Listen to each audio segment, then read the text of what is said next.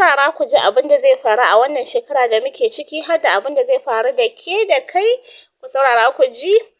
Tun kafin a shiga wannan shekara nake so na yi wannan bidiyo, amma saboda wasu dalilai ban samu na zauna yadda ya kamata ba. Yanzu kuma ina so na yi muku magana, yara sun hana ni.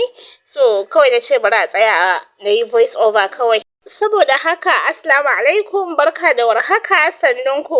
Idan har za a tambaye ka wannan shekaran za ka kira wannan shekaran da 2025, to ka tsaya ka ji abin da zai faru a 2025. A 2024 na yi rubutu akan abin da zai faru a 2024, kuma kun ga kusan yawancin abubuwan da na rubuta ya faru. To wannan shi yasa kawai na ce bari na yi bidiyo, duk da na so na rubuta amma gaskiya babu lokaci, na ce to kawai bari a yi bidiyo. Kamar yacce kuke gani, 2025 is 2 plus 0 plus 2 plus 5 zai bada 9. Ya bada 9. A numerology, ko na ce a number, muna da number daga 1 to 9. Number daga 1 zuwa 9 muke da shi. 1, ko na ce 1 shine farkon number, sai kuma 9 shine ƙarshen number. Kuma kun gani 2025 da muka lissafa ya bada 9. A astrology kuma kowane number yana da ma'anar shi. So magana ake na ilimin nambobi da ilimin taurarai. A ilimin nambobi ya nuna cewa 2025 number na 9 ne, ya bada number 9. Idan muka dawo ilimin taurarai kuma sai mu gani wani tauraro ne yake da number 9. To sai mu duba, za ku gani idan kuka duba zai bada Mars, wanda a falaki ake cewa Murika ko Murik, whatever it is. Mars shine dai number 9. Ana cewa an shiga uku, sai wani ya ce a'a ai ba uku ba, kin shiga 9, irin 3 so 3. To yanzu muna duniyar Mars. Kun iya cewa mun shiga duniyar Mars, to yanzu muna duniyar Mars. A farko na sanar da ku cewa zan sanar da kai wanne ne kai kake ciki. To yanzu kun gani a duniya gabaki ɗaya is 2025. A duniya gabaki ɗaya mun shiga 9 za a ce. To zan kawo lissafi da za ki gani ke kin kai 9 ko kuma ke baki kai 9 ba, kuma zan bada irin explanation na kowane number haka nan. To yanzu idan aka kira kalmar 9, aka kira Mars. Mars ana danganta shi da sha'awa, da wuta, da ƙarfi, da kuzari, da ƙasa, da dukiya.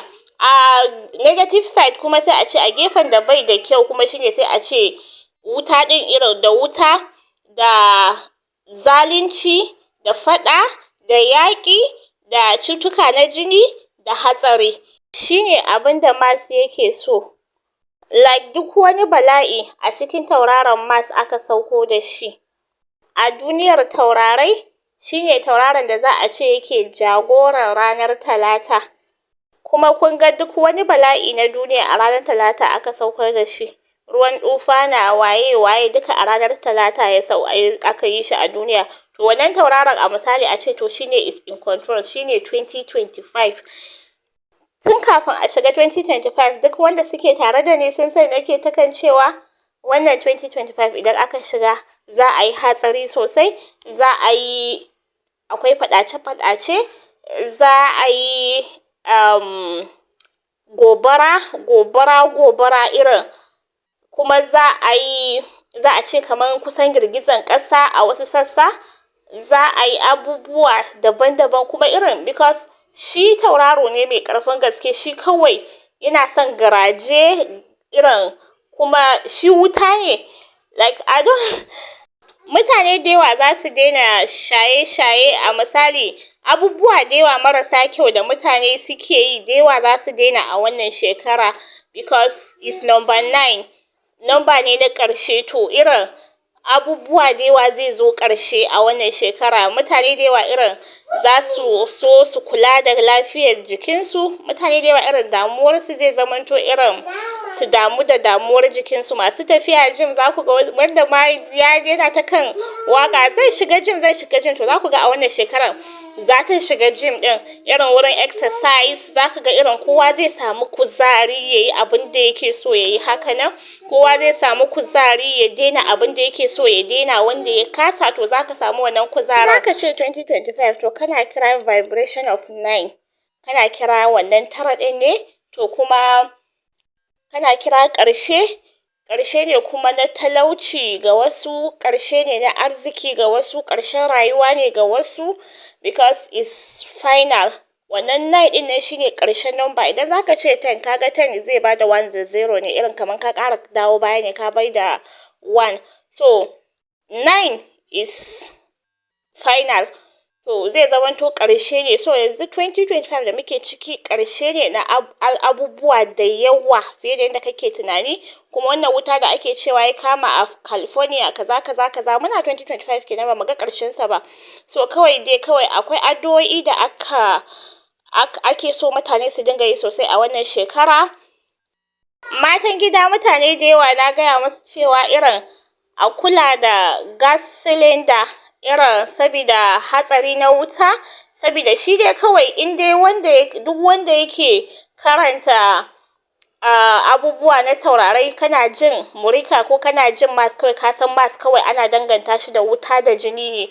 To irin in za ka yi tuƙi kuma ka yi tuƙi cikin tsanaki, ko kuma ka yi tuƙi kai da lura, za a ce daga shigowar mu 2025 idan ka duba hatsari na wuta guda nawa aka yi, irin gobara nawa aka yi, motoci nawa suka kama da wuta, jirage nawa suka kama da wuta, because mas din kenan. Idan za a ce haka nan, wallahi tintin nake so na yi wannan video din, amma sai yanzu Allah ya bani iko. Kuma ko kai ko ke zaki iya duba ki gani, in ma zaki yi google ne ki gani menene mas, haka nan irin abunda mas, whatever it is dai, irin yawancin masu zafin rai ma za ku ga irin mutane masu zafin rai ana danganta su da cewa watakila tauraron da ya fi ƙarfi a jikinsu shine mas, because shi mas kawai zafi ne, wuta ne, kuma abu ne da idan ma irin masu harka na tsaface nan za ku ga idan za su yi harka da a wannan tauraron, za ku ga shine za a ce za a yi yanka da jini, waye ya tashi ya dawo. To yanzu bara mu yi lissafi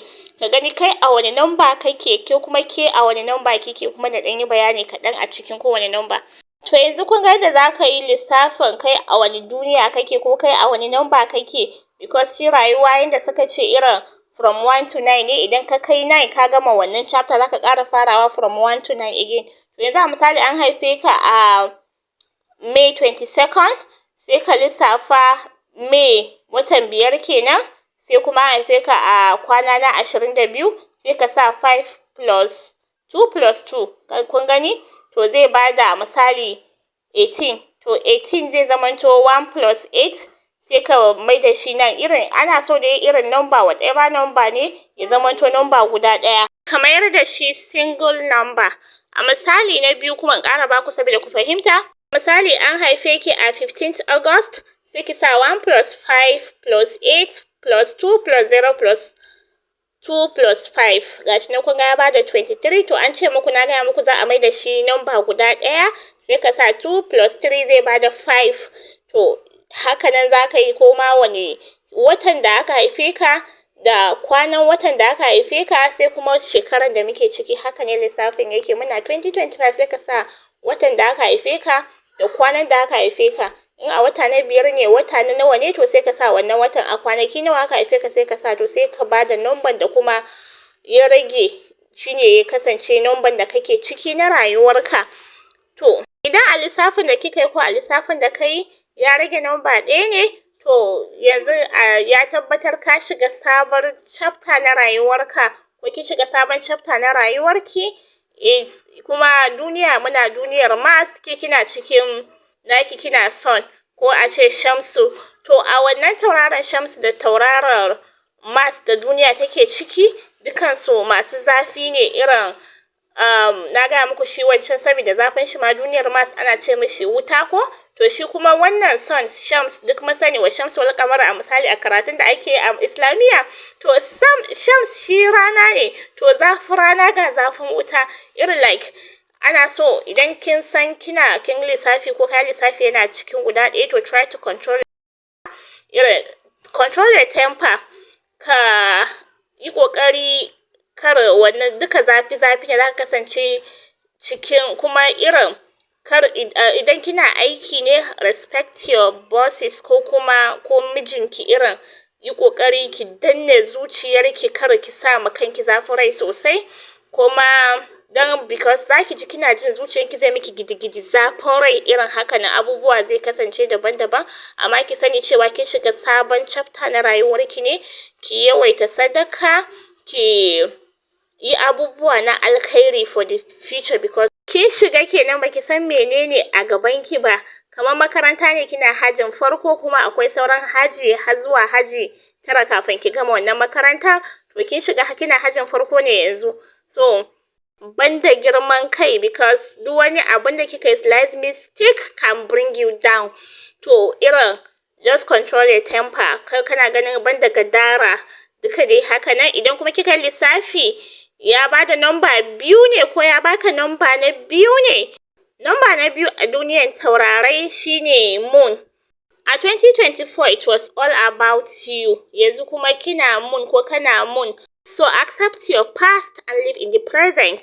Zaki ga a wannan shekara minti ɗaya kina cikin farin ciki, minti ɗaya kina cikin fushi, haka nan because muna na ga miki duniyar maths ɗin da muke ciki zai shafi kowa da kowa. To idan a lissafin ki ko a lissafin ka number na 2 ne, ana so ka yawaita shan ruwa, kuma ka irin try to understand your mom, ka ba wa mahaifiyarka kulawa, ko da irin kai kokari dai ka fahimci mahaifiyarka ko ki fahimci mahaifiyarki. Sai kuma ki sani cewa akwai mutane da suke kusa da ke, kuma irin suna so irin da yayin ma nan saka suna competition da ke, amma ke baki sani ba ko baka sani ba.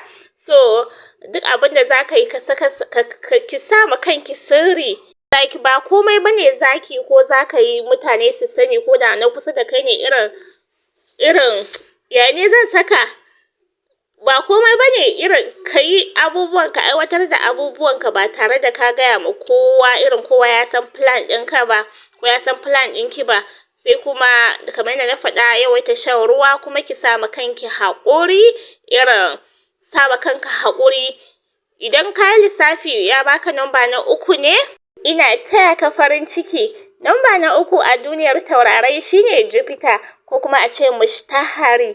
To ka gani mushtahari da Mars abokai ne, ko kuma a ce irin yane zan saka suna farin ciki da junarsu haka nan. So wannan shekarar zai kasance zaki kasance cikin farin ciki. Idan kina fama da rashin haihuwa ko kana fama da rashin haihuwa, insha Allah a wannan shekarar zaka samu ko zaki samu. Mutane da yawa za su zo neman shawara a wurinka ko a wurinki, kuma ba a son ki yi gulma, kuma zaki ga kina yawan son cin abinci ko kana yawan son cin abinci. To ka lura da irin abincin da zaka ci, sai kuma kawai ka dinga tunani masu kyau a kanka. Zaka samu ubangida ko zaki samu ubangida, ko zaka zama ubangida ga mutane da dama haka nan. Da aure ko baka da aure, akwai yiwuwar zaka yi aure a wannan shekara. Idan a lissafin ka ya baka number 4, number 4 rahu, hey, ana duniyar Mars kai kana duniyar rahu. To dukkansu duniya ne masu zafi, duka ko a ce taurarai ne masu zafi. So abinda zan fara ce maka ko zan ce miki, dan Allah control your anger. Yawan fushi zaka ji ka kawai kamar zaka cinye mutum ɗanye, to control that anger. Abubuwa da yawa za su canza maka ko za su canza miki a wannan shekarar. Ba dole bane mutane su fahimce ki ko su fahimce ka, kuma ki yi ƙoƙari ko kai ƙoƙari kada ka sa ma kanka son abin duniya. Duk abin da zaka yi ko zaki yi, ki shi da lura. Idan ka ce zaka yi damfara, za a kama ka, ko kuma akwai yiwuwar kuma za a iya damfaran ki ko za a damfare ka a wannan shekarar. Yi ƙoƙari ko kai ƙoƙari kada wani abu ya haɗa ka ko ya haɗa ki da surkunayenki ko da surkanki, dangin mijinki ko dangin matarka. Akwai yiwuwar ka tafi ƙasar waje, ko kuma masu harka na kwamfuta, masu yin irin video na AI ko na harka dai na ƙasar waje. To akwai yiwuwar za ku samu ci gaba sosai. Damuwar number 4 dai a wannan shekarar zai kasance akan kuɗi. To ku lura da yanayin da za ku kashe kuɗi haka nan. sai kuma akwai yiwuwar matsala ta bacci. To mutum da ka lura da lafiyarka overall, haka nan ka lura da lafiyar jikinka. Idan a lissafinki ko a lissafinka ya baka namba na 5 ne kake ciki, that is kana duniyar Mercury. Mercury shine udari da tauraron ranar Laraba. Zai zamanto a wannan shekaran kuna tsaka-tsaka za a ce ko? Shekara ne na canji sosai gare ka ko gare ki. Za ki fahimci dalilin da yasa kika shiga halin da kika shiga a 2024. Mercury is about communication, irin magana haka nan. To ka san irin maganan da zaka furta, ki san irin maganan da zaki furta. Idan a rubutu ne, ki san irin abin da zaki rubuta, ko da a social media ne. Idan email ne zaki tura wa mutum, ki duba, ki ƙara dubawa, ki tabbatar babu kuskure a ciki, sabida zai iya yiwuwa wannan gashi ka rubuta abubuwa masu kyau, amma wannan kuskuren shine attention na mutum zai kai. Idan kalamai ne, zaka faɗa kalamai masu kyau, amma kuskuren ka guda ɗaya shine za a fi gani. Haka nan sai kuma shi Mercury, irin mun sani cewa za a ce iska ne kuma mai tafiya da sauri, haka za a ce haka nan. To yanzu zaka gani kana nan, gobe kana nan, haka nan zaka so zai kasance irin akwai tafiye-tafiye haka nan. To whatever it is, ana so dai ka yawaita addu'a kuma saboda sha'anin tafiye-tafiye, kuma saboda muna duniyar Mars ne kamar yadda na faɗa. Hanyoyin arziki daban-daban za su zo maka. To irin ka lura, ka yi komai cikin lura za a ce. Kuma kada ka yarda rikici ya haɗa ka da 'yan uwanka mata ko kuma 'yan uwan mahaifiyarka mata. Ka ba ma kowa kulawa da ya dace. Ka kula da jikinka wajen shafa mai, saboda zai iya kasance zaka samu dryness haka nan na jiki, irin bushewa, kuma da eczema da menene kuma zan ce. To kuma menene da irin ka kula da kanka. Kuma irin shekara ne da zaka fuskanci canje-canje sosai haka nan. Idan a lissafinka ya baka namba 6 ne, that is wannan shekaran kana cikin namba 6, to zai zamanto tauraron Venus da Mars. Ana so ka ba ma 'yan uwa da abokan arziki da masoyanka lokacinka. Ka yi ƙoƙari ka fahimce su. Idan mace ce, idan akwai wadda irin aikin da za a yi maki wanda kike ta kan kaucewa, kina tsoron a yi maki wannan aiki, to idan namba 6 ne, ki tsaya a wannan shekarar a yi maki wannan aikin, insha Allahu za a dace. Akwai yiwuwar za a siya maka mota ko za a siya maki mota. Wannan shekarar akwai yiwuwar zaka sayi gida, ko na ce zaka so ka kasance da gidan kanka wanda zaka ajiye matarka da iyalanka a ciki. Alkhairi da yawa insha Allahu. Dan a lissafinka ya baka namba 7, namba 7 is Ketu, sai kuma muna duniyar Mars. Kai zaka ji kana so ka kasance kai kaɗai, kuma akwai yiwuwar zaka canza gida. Kada ma ka so duniya a wannan shekarar. Idan ka yi lissafi ya baka namba 7 ne, kawai ka bar ƙaddara ya ɗau abu, ya yi abin da yake so da kai. Irin akwai yiwuwar zaka rasa wani, ko kuma sannan kuma akwai yiwuwar kai, ya dai zan saka abin nan, like zaka so ka san spirituality, like zaka so ka san wasu abubuwa na addini. Kuma akwai yiwuwar zaka tafi ƙasar waje. Akwai yiwuwar idan ka lura da yanayin abincin da zaka ci, akwai yiwuwar zaka yi rashin lafiya ta kumburi ko kuma infection haka nan. So ka lura da yanayin abincinka. Kuma duk abinda hukuncin da zaka yanke, ka nemi shawara. Idan kace zaka yanka hukunci cikin fushi ko cikin wani irin yanayi, zaka yi nadama. Ka nemi shawaran wanda ka yarda da shi a duk abinda kake so ka yi. Haka nan kuma zaka so ka koya wasu al'ada na daban, irin zaka so ka koyi abubuwa daban-daban, zaka so ka kasance kai kaɗai whatever it is, ka yawaita addu'a, zaka so ka zamanto kai kaɗai cikin kaɗaici na to wannan kaɗaicin kai amfani kai addu'a a ciki. Idan a lissafin ka ya baka namba 8, namba 8 namba ne na Saturn, ko na ce namba ne na Zuhal, to kuma muna duniyar Mars. Shi Saturn yana so a yi abubuwa a tsanake, shi kuma Mars mun san shi da son gaggawa, to kuma shi yasa Saturn da Mars irin ba sa jituwa haka nan. Shi Saturn yana so ka ɗauki lokacinka a duk abin da za ka yi, ka yi lissafi kafin nan ka yanke hukunci. Idan ma gida ne za ka siya, in ma menene, ka yi nazari, ka yi tunani, ka yi lissafi. Shi kuma Mars kawai yana so ka yanke hukunci, ka yi abin da kawai ya zo maka kai kawai. In ya zo daga bayan na kuka ne ma ka yi kuka, haka nan dai to. Kuma a cikin tsakiyar shekarar nan za ka samu irin, ba za ka samu yadda kake so ba, amma insha Allahu komai zai warware maka. A wannan shekarar za ka samu menene ma zan ce, sakamakon abin da ka shuka daga shekaran 1 zuwa 7, 8 kenan, yanzu shekaran ka da 8, to duk abubuwan da ka shuka daga shekaran 1 zuwa wannan 8 din, to za ka samu sakamako. Idan ka shuka alkhairi za ka ga alkhairi, idan ma akasin haka ne za ka samu abin da ka shuka dai zai zo maka hannunka. Shi Saturn mun san is a menene ma, planet ne da is about karma.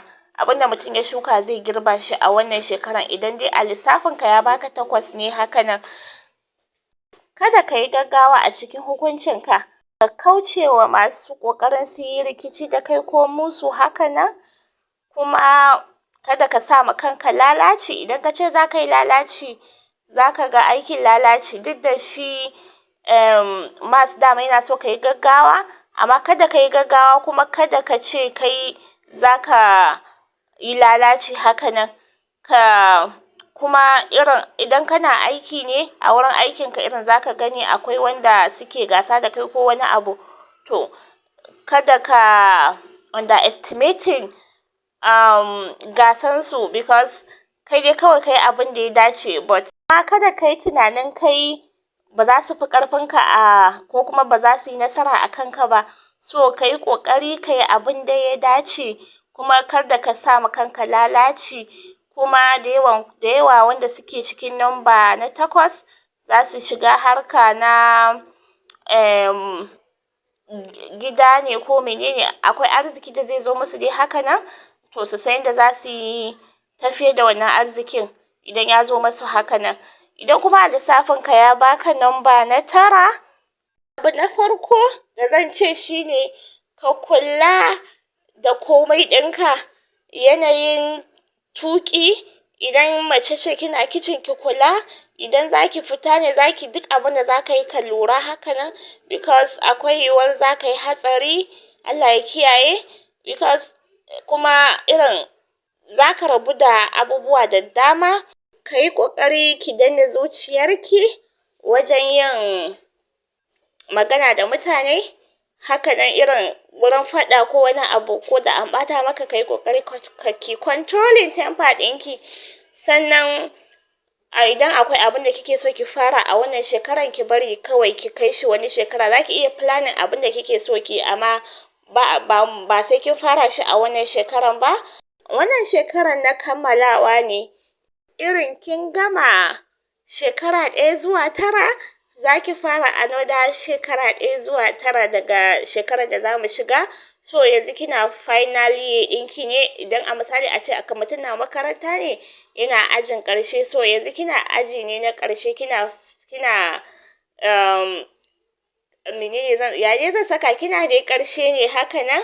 So kawai kuma Mars ne aka ce, like Mars ne yake controlling, Mars ne a shekarar, muna duniyar Mars, kuma ke ma din kina cikin Mars din ne dumu-dumu. So akwai yiwuwar kuɗi zai zo miki hannu sosai, irin duka abubuwan da mas ya ɗauka hakanan akwai yiwuwar zai zo miki shi dumu-dumu, because akwai arziki sosai a cikin mas, kuma ana zaton kema kuɗi zai zo miki hannu sosai.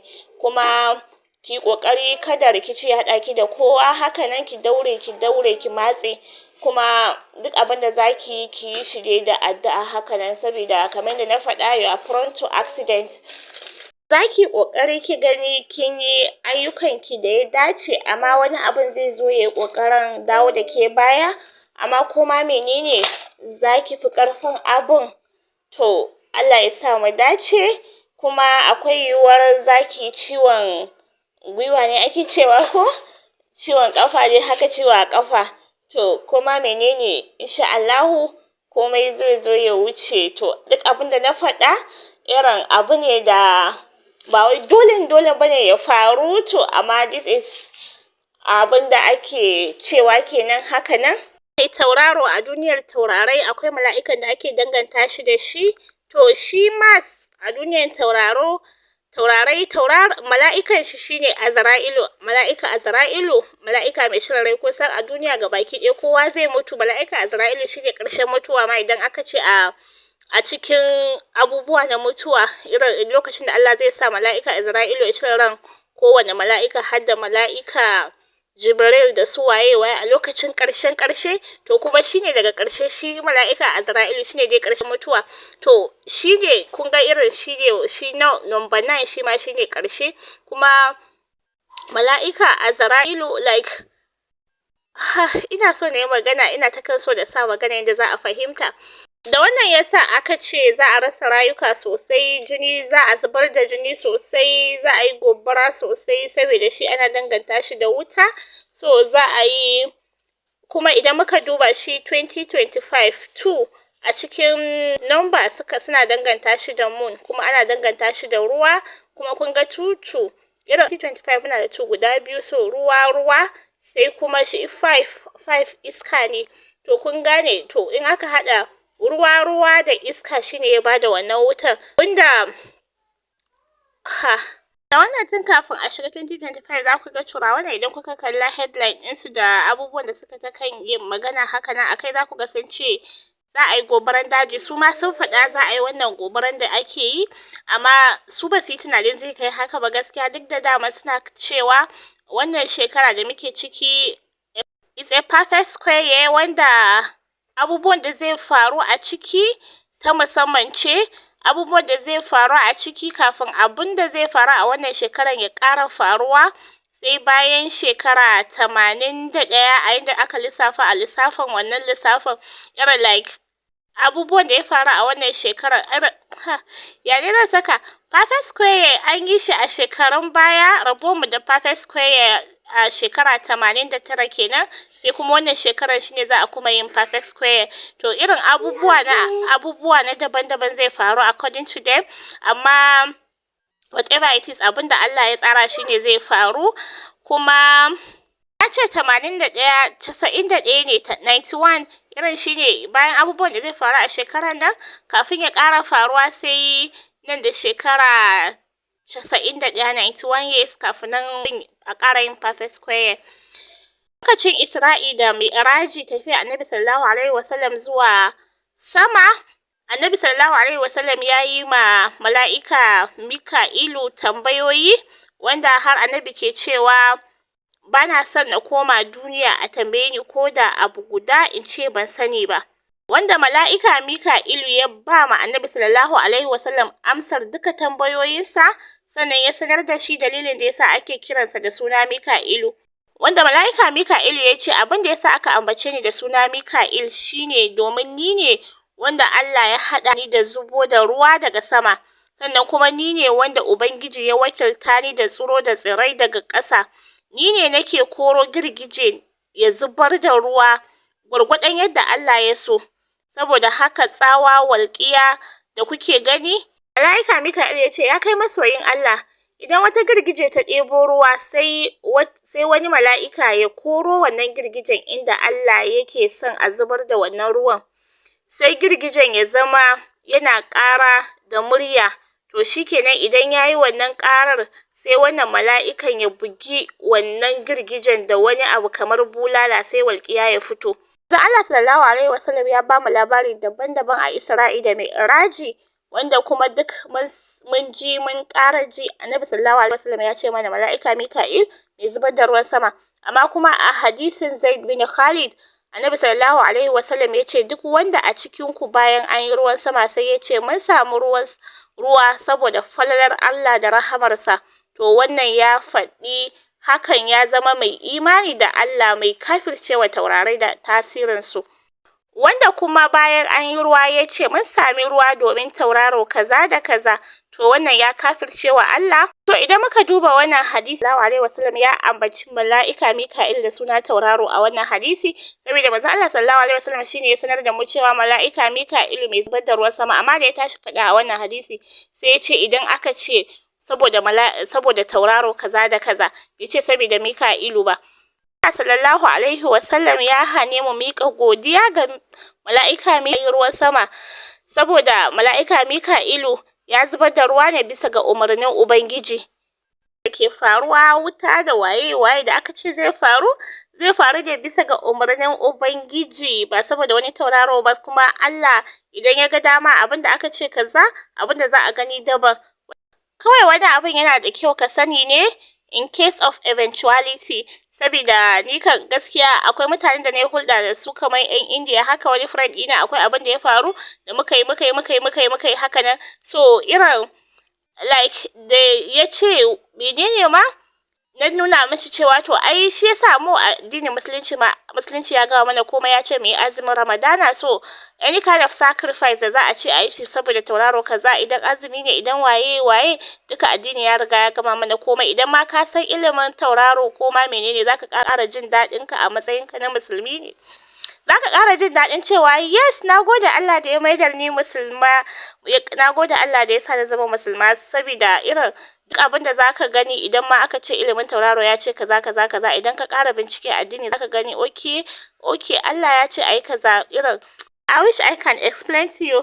Idan ma sacrifice ne, kun ga mu musulmai da muke layya, irin like abubuwa daban-daban, whatever it is, Allah ya sa alkhairi da ke cikin wannan shekaran Allah ya sada mu da shi, Allah ya tabbatar da alkhairi ga kowa da kowa. Kuma maku akwai addu'o'in da ya kamata a ce ana yi haka nan, to insha Allah zan zo na yi video akan wannan addu'a kamata a ce kin iya. Insha Allah zaki ji daɗin wannan addu'a na kariya da kuma mene. Allah ya tabbatar da alkhairi, sai kun ji daga baya. Nagode. Faransa, amma tsakani da Allah na fi so a sani da Alsalamatu. Dan Allah ku kira ni da Alsalamatu. Faransa ma zan zo na cire shi daga sunana, kawai yanzu ina yi ne saboda irin a san account ina, amma dan gaba in za ku duba ni, in kuka duba Salamatu Faransa ba ku same ta ba, to kusa Alsalamatu sunana Alsalamatu. Dan Allah da Annabi, nagode. A huta gajiya. Ilimi kogi ne, har ka mutu ba za ka ce ka san komai da komai ba. So duk abin da ka gani ko abin da ka ji aka ce ka je ka ƙara bincike. Dan Allah kada wani ya zage ni, ba na son a zage ni. Yau nagode. A huta gajiya.